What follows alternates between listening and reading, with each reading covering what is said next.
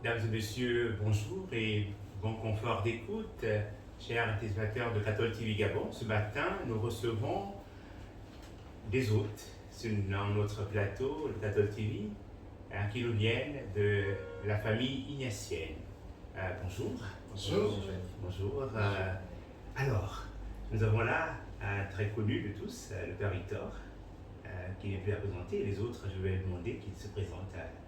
Le Père Victor est aumônier de la quasi-paroisse, le responsable de la quasi-paroisse Saint-Herbert-Laurent, l'aumônerie des universités et grandes écoles. Nous venons de vivre une activité grande et profonde qui a été interrompue l'année dernière.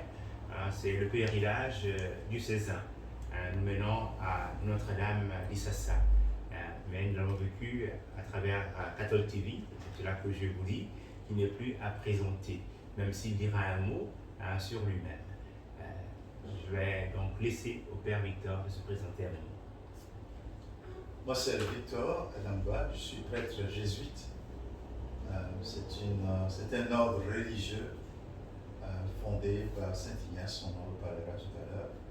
Et je suis présent ici au Gabon avec le Père Jean Roger pour la fondation des Jésuites dans ce pays. À côté du Père Victor, sur sa droite, nous avons Jean-Michel Meignet, je suis laïc et responsable national du mouvement eucharistique des jeunes et sa branche adulte, le réseau mondial de prière du pape. Jean-Roger, Jean-Michel. Jean-Michel, et à côté de Jean-Michel sur ma droite, Je suis Evans Manja, secrétaire général du mouvement chrétien des cadres dirigeants du Gabon, le MCC. et à côté du MCC, un mouvement chrétien des cadres, nous avons une religieuse. Oui, moi c'est Sainte Marie-Madeleine Oucho, religieuse de Jésus-Marie. Alors, qu'est-ce qui vous conduit ce matin ici à Catholic TV? Père Victor. La famille ignatienne a décidé cette année, par le biais du Père général des Jésuites, de lancer une année jubilaire à Saint Ignace pour célébrer les 500 ans de sa conversion. En 1521, le lundi de Pâques 1521, Saint Ignace a reçu un boulet de canon au pied qui l'a conduit à un temps de convalescence et un temps de réflexion sur lui-même qui ont littéralement changé sa vie. Et nous voulons, au cours de cette année jubilaire, regarder les grâces de conversion que nous pouvons avoir nous aussi dans notre vie. Puis deuxièmement, non seulement cela, il y a 400 ans qu'il a été canonisé. Saint Ignace a été canonisé en même temps que Saint François Xavier, qui est jésuite, Saint Philippe Néri et Sainte Thérèse d'Avila. Il y a aussi Saint Isidore le Labreur, qui ont été canonisés ensemble. Donc, nous avons voulu aujourd'hui célébrer ce temps-là avec vous, parler aujourd'hui avec vous de l'impact de sa spiritualité, de l'esprit de Saint Ignace sur chacun de nous. Et là, nous avons simplement un petit groupe qui va venir présenter cela. Et donc nous allons parcourir un peu avec le MEJ, avec le mouvement catholique des jeunes et le mouvement chrétien des cadres, et puis la congrégation des sœurs de Jésus-Marie qui vivent. Il y a aussi les scouts qui très bientôt viendront pour nous parler un peu, puisque le Père Sevin est un prêtre jésuite et qui non pas a fondé le scoutisme, mais on peut dire aussi qu'il a fondé le scoutisme catholique, parce que le scoutisme, il est de différentes religions. Baden Powell en est son fondateur, mais accepté dans l'Église catholique, c'est le Père Sevin qui a œuvré grandement. Donc je donne la parole ici pour parler d'abord au Père Victor, pour nous parler un peu de la spiritualité ignatienne. Oui, donc en cette année, nous regardons la figure de Saint Ignace, fondateur de l'ordre appelé Compagnie de Jésus, qu'il a fondé en 1540. Et cet ordre, après quelques siècles, par l'un de ses élèves,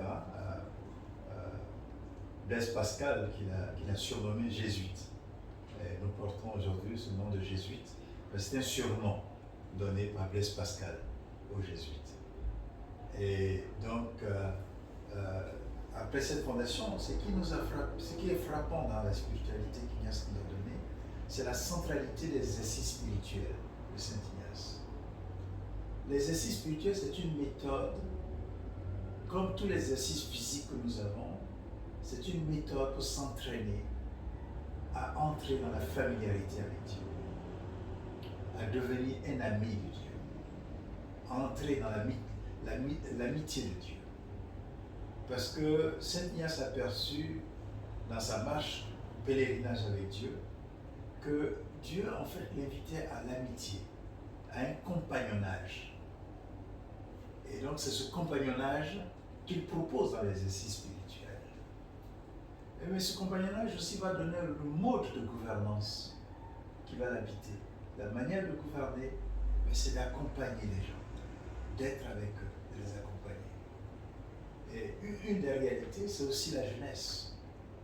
Et ce qui est très remarquable chez Saint Ignace, c'est la manière d'accompagner les jeunes, c'est de faire attention à leurs talents et de les susciter pour qu'ils aillent au bout de la réalisation de leurs talents. Et ça, c'est vraiment quelque chose qui nous habite tous et que nous partageons avec toute la famille ignatienne. Dans ce partage qui est fait, nous allons le vivre un peu et l'entendre, et je vais donner la parole au mouvement eucharistique des jeunes pour nous dire un peu comment ils vivent cette spiritualité tenue don de Saint Ignace. Alors, le MEJ est un mouvement de formation chrétienne des jeunes dont l'âge est compris entre 5 et 25 ans. Et ceux qui ont plus de 25 ans sont invités à intégrer la branche adulte que j'appelais Réseau mondial de prière du pape.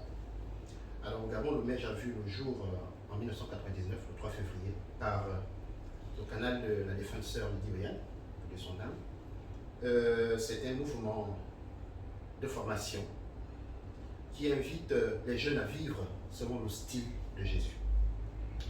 C'est un mouvement de spiritualité ignatienne qui invite ses membres à chercher, à rechercher et à trouver Dieu en toutes choses. Le MEJ aide les jeunes à faire des choix en fonction de leur croissance. Il les aide à avoir une relation profonde avec Dieu, les aide à être amis de Jésus et les aide à développer leurs talents et leurs capacités. Cette spiritualité, concrètement, est vécue à travers l'Évangile, à travers l'Eucharistie et à travers la mission. L'Évangile, parce que si on veut être ami de Jésus, il faut bien lire les Évangiles. Si on veut comprendre sa vie, j'ai pour habitude de dire aux jeunes, à chaque fois que vous devez agir, mettez-vous à la place de Jésus. Donc, on se ressource à travers l'Évangile. L'Eucharistie, on s'y abreuve et on se laisse séduire, on se laisse transformer par Dieu, par Jésus. Et la mission, c'est celle qui nous invite à être en marche à la suite des apôtres pour aller au large avec lui. Être proche des plus faibles de la société, les malades, les prisonniers. Voilà comment le MEJ vit sa spiritualité ignatienne. Merci. Et de cette vie de la spiritualité ignatienne par le mouvement, les membres du mouvement eucharistique des jeunes, nous allons nous tourner du côté du mouvement chrétien des cadres. Comment est-ce que les cadres chrétiens vivent cette spiritualité, accueillent ce brin de l'Esprit du Seigneur dans leur vie quotidienne? Merci. Alors, le mouvement chrétien des cadres dirigeants du Gabon, le MCC, existe depuis 2010 au Gabon. Mais en fait, c'est une émanation du mouvement similaire en France, dans le MCC France, qui lui a été aussi créé à l'origine par un jésuite. Voilà. Donc, ce mouvement accueille des personnes qui sont en situation de responsabilité dans les sphères économiques, professionnelles, sociales, et qui désirent éclairer leur jugement, leur prise de décision à la lumière donc, des évangiles. Voilà. Donc, en termes d'activité, de façon pratique, au sein du mouvement, nous avons donc des réunions, des débats sur les thèmes d'actualité, mais surtout les activités spirituelles, notamment des retraites, qui s'appuient sur l'expérience des exercices spirituels de Saint Ignace de Loyola. Donc c'est là le point d'attachement, notre point d'attachement avec Ignace de Loyola, et c'est la plupart justement notre intérêt pour ce jubilé qui s'ouvre aujourd'hui. Nous allons maintenant nous tourner du côté de la famille des sœurs, autrefois appelées les sœurs canadiennes, je ne sais pas. Sœur Jésus-Marie, oui. Oui. Merci. Comme sœur de Jésus-Marie, nous avons notre spiritualité qui est une spiritualité christocentrique et mariale. Mais notre fondatrice, Sainte Claudine Thévenet, avait beaucoup d'attachement à Saint Ignace. Du fait qu'elle a porté son nom de religieuse, elle a dit, elle voulait être appelée Mère Saint Ignace. Et dans tous nos documents, le nom qui apparaît là-bas, c'est Mère Saint Ignace comme fondatrice. Et c'est cet impact des exercices spirituels qui nous anime, malgré que nous sommes vraiment christocentriques et mariales, mais pour pouvoir vivre cela, c'est la spiritualité ignatienne qui nous aide à travers les exercices spirituels, c'est-à-dire la méditation de la parole de Dieu dans ma vie au quotidien. Et avec les retraites, les week-ends ou les 8 jours, ainsi de suite. Donc, c'est dans ça que nous sommes engagés à partager notre vie aussi avec d'autres laïcs qui sont associés à notre congrégation. Nous avons l'association de la famille Jésus-Marie, ça c'est les hommes et les femmes, par exemple, qui travaillent avec nous ou bien qui sont proches à nous, qui partagent notre façon d'être, notre façon de vivre avec nous, la spiritualité, mais aussi notre charisme. Donc, nous les exposons à cette spiritualité ignatienne. Ça, c'est développer la capacité d'entrer en relation personnelle, de chercher et trouver la volonté de Dieu dans ma vie d'un être humain, d'un chrétien. Donc, c'est pour ça. Et pour nous, Jésus-Marie, ici, au Gabon, nous essayons d'accompagner les gens. Nous sommes avec le Père Victor dans l'accompagnement de plusieurs groupes. Nous avons déjà un groupe de laïcs qui a été fondé à notre Saint-Jean-d'Arc de l'Ikwala. Nous avons un autre groupe aussi à Quai Immaculé de Nzayon. C'est juste une façon de partager cette richesse que Saint-Ignace nous a laissée avec les laïcs qui nous entourent. Parce que nous nous sommes rendus compte que beaucoup parlent beaucoup de prières, de relations avec le Seigneur, mais il manque cette intimité à travers la parole de Dieu. On a du mal à rester connecté avec le Seigneur à travers la parole de Dieu. On a du mal à entrer en silence, à écouter. Nous avons toujours l'habitude de toujours parler au Seigneur. Nous parlons beaucoup au Seigneur. Mais écouter, c'est une chose difficile. Et du coup, nous trouvons que c'est très important de partager la spiritualité ignatienne avec les laïcs, parce que pour faire la volonté de Dieu, il faut écouter. Et nous écoutons le Seigneur, surtout à travers la parole de Dieu, mais aussi dans les événements quotidiens de notre vie. Merci. Merci ma sœur. Père, vous travaillez comme responsable de la quasi-paroisse d'Agar-le-Grand, et tout récemment, vous étiez en marche dans la grande forêt de Capestérias avec les jeunes. Comment, à travers la nature, on peut arriver à découvrir Dieu? Oui, l'esprit de pèlerinage, Saint Ignace d'ailleurs, il aimait s'appeler le pèlerin. Depuis sa conversion à Pamplune, depuis les premiers mouvements de l'esprit dans son cœur, Ignace s'est vu aller sur les routes à la recherche de Dieu. Il est allé à Jérusalem, il est revenu à Barcelone, à Pamplune, tout cela, il a fait toute cette région jusqu'en France, jusqu'à Paris. Il a fait tous tout cela marche, en marchant. Et il fait des arrêts pour réfléchir à sa vie, pour découvrir ce que Dieu. Et donc, l'idée de pèlerinage appartient un peu à cette spiritualité. Et marcher avec des jeunes, prendre le temps de marcher avec eux, ce n'est pas seulement une dilettante, ce n'est pas seulement une détente. C'est aussi un moment pour se découvrir soi-même. Et donc, c'est pour ça que nous avons le plaisir, très souvent, avec la quasi-paroisse Saint-Abel-le-Grand et avec la CUJ, l'aumônerie catholique des universités et grandes écoles, le Libreville, nous avons cette joie, cette chance de trouver ici une porte d'entrée de la spiritualité vécue le plus simplement possible dans la marche, en forêt, comme sur nos routes. Alors, et puisqu'aujourd'hui s'ouvre le jubilé, aussi bien de la conversion de Saint-Ignace, alors comment est-ce que vous pensez nous amener sur ce chemin, sur cette marche, pour que nous puissions vivre une année jubilaire?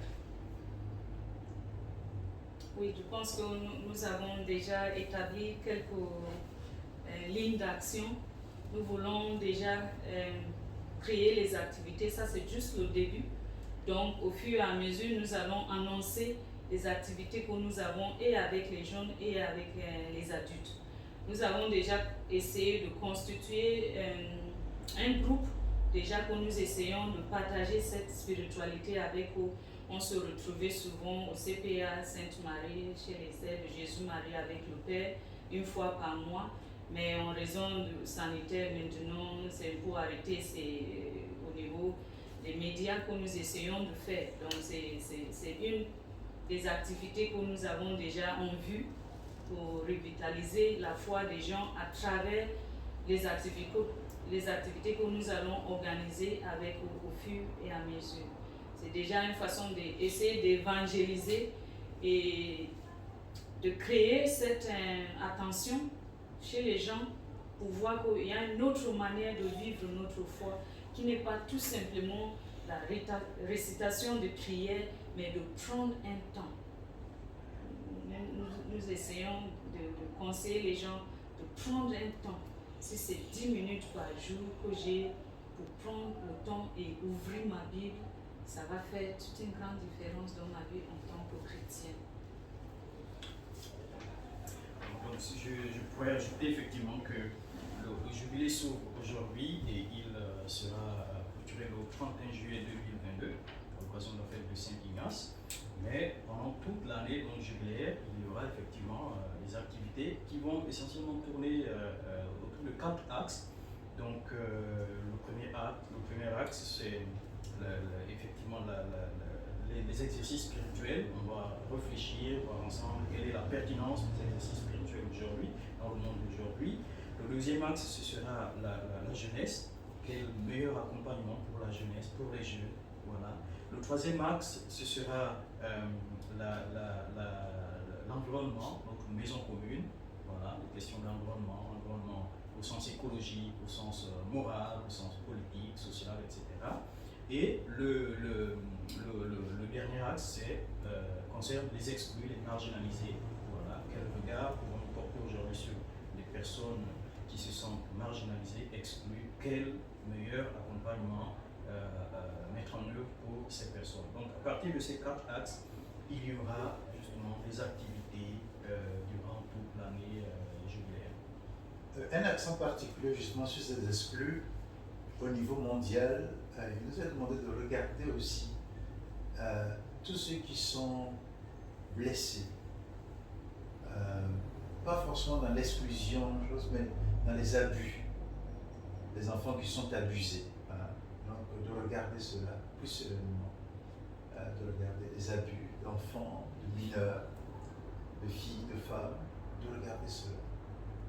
Et donc peut-être que cette année, ça va donner une occasion de réfléchir dans notre propre pays et dans nos propres apostolats, quelle est cette place d'attention aux enfants qui sont abusés, aux personnes qui sont abusées. Lorsqu'on parle de spiritualité ignatienne, souvent, quelques-uns pensent que c'est une spiritualité réservée à une classe. Est-ce que tout le monde peut vivre de la spiritualité ignatienne, peut aspirer? Je vais peut-être aborder l'aspect que vient d'aborder le Père, c'est d'aller vers les personnes faibles. Notre mission en tant qu'héritier de la spiritualité ignatienne nous invite à être proche des plus faibles, des exclus, des prisonniers. Parce que le Seigneur nous dit, j'étais malade, vous m'avez visité, j'étais en prison, vous m'avez rendu visite, j'avais soif ou faim, vous m'avez donné à manger. Ces personnes ont besoin de nous. Et généralement, les chrétiens sont amenés à aller vers les autres. Je pense que la spiritualité ignatienne, en réalité, se répand à toute l'Église, à tous les chrétiens. Parce qu'on reconnaît notre joie à travers l'autre. Nous sommes au quotidien, sans être dans le jubilé, nous sommes invités à vivre l'amour, l'amitié, la solidarité.